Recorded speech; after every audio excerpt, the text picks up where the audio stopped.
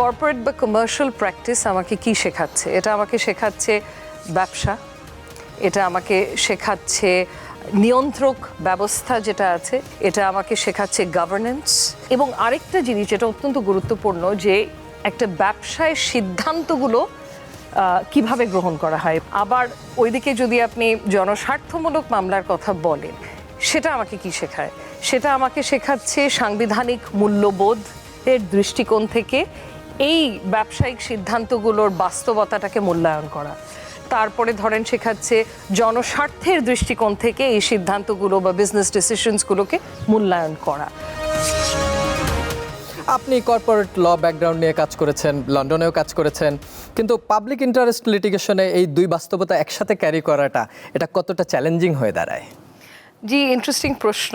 এটা সবসময় সবাই করে না, হয়তো বুঝতে পারে না যে জিনিসটা কিন্তু সহজ না। একদমই এটা রাইটলি পয়েন্ট আউট করেছেন, কারণ এই দুটোর একটা ভারসাম্য মেনটেন করাটা বা রক্ষা করাটা খুব চ্যালেঞ্জিং হয়ে পড়ে অ্যাট টাইমস। একদিকে ধরেন, কিন্তু আমি জিনিসটাকে যেভাবে দেখি যে আমার আইনি বিশ্লেষণকে আরও সমৃদ্ধ করেছে একভাবে, কারণ কর্পোরেট বা কমার্শিয়াল প্র্যাকটিস আমাকে কি শেখাচ্ছে? এটা আমাকে শেখাচ্ছে ব্যবসা, এটা আমাকে শেখাচ্ছে নিয়ন্ত্রক ব্যবস্থা যেটা আছে, মানে যেই আইনি অবকাঠামোর মধ্যে ব্যবসাগুলো পরিচালনা করা হয়, এটা আমাকে শেখাচ্ছে গভর্নেন্স। সো এই এবং আরেকটা জিনিস যেটা অত্যন্ত গুরুত্বপূর্ণ, যে একটা ব্যবসায় সিদ্ধান্তগুলো কিভাবে গ্রহণ করা হয় বা সিদ্ধান্তগুলো নেওয়া কিভাবে হয়, এইটার বাস্তবতাটা সম্পর্কেও কিন্তু একটা ধারণা আমাকে দিচ্ছে কমার্শিয়াল আইনজীবী হিসেবে। আবার ওইদিকে যদি আপনি জনস্বার্থমূলক মামলার কথা বলেন, সেটা আমাকে কি শেখায়? সেটা আমাকে শেখাচ্ছে সাংবিধানিক মূল্যবোধ এর দৃষ্টিকোণ থেকে এই ব্যবসায়িক সিদ্ধান্তগুলোর বাস্তবতাটাকে মূল্যায়ন করা, যে এটা কতদূর সংবিধানে যে অধিকারগুলো নিশ্চিত করা আছে সেটার সাথে সাংঘর্ষিক কি না। তারপরে ধরেন শেখাচ্ছে জনস্বার্থের দৃষ্টিকোণ থেকে এই সিদ্ধান্তগুলো বা বিজনেস ডিসিশনসগুলোকে মূল্যায়ন করা। তো আমার মনে হয় ওভারঅল একটা ব্যালেন্সড ভিউ নেয়াতে এটা আমাকে সাহায্য করেছে। অনেক সময় কিছু ডিফিকাল্ট পরিস্থিতিতে পড়তে হয়েছে।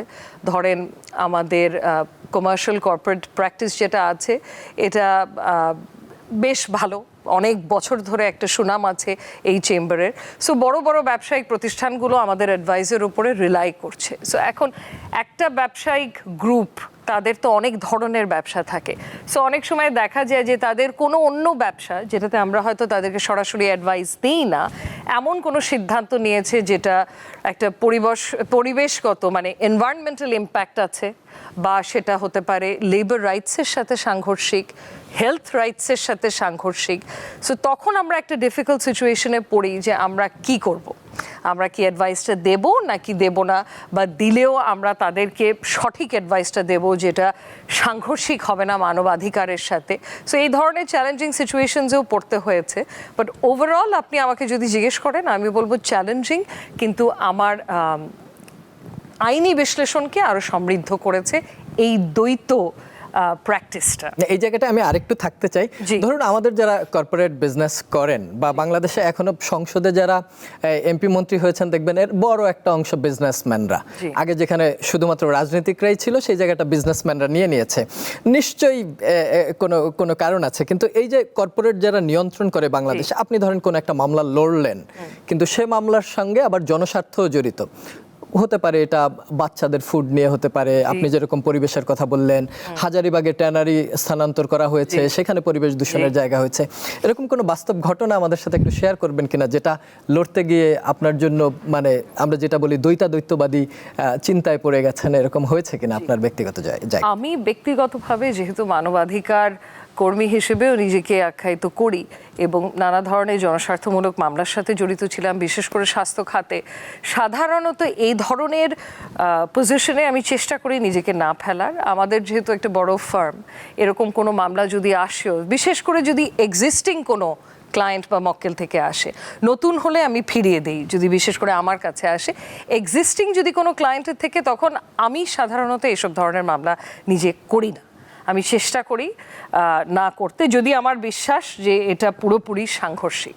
আর অনেক সময় দেখা যায় যে মিডিয়া ট্রায়াল হচ্ছে, আসলে হয়তো সাংঘর্ষিক কিছু হয়নি, সেক্ষেত্রে আমি তাকে রিপ্রেজেন্ট করে থাকি।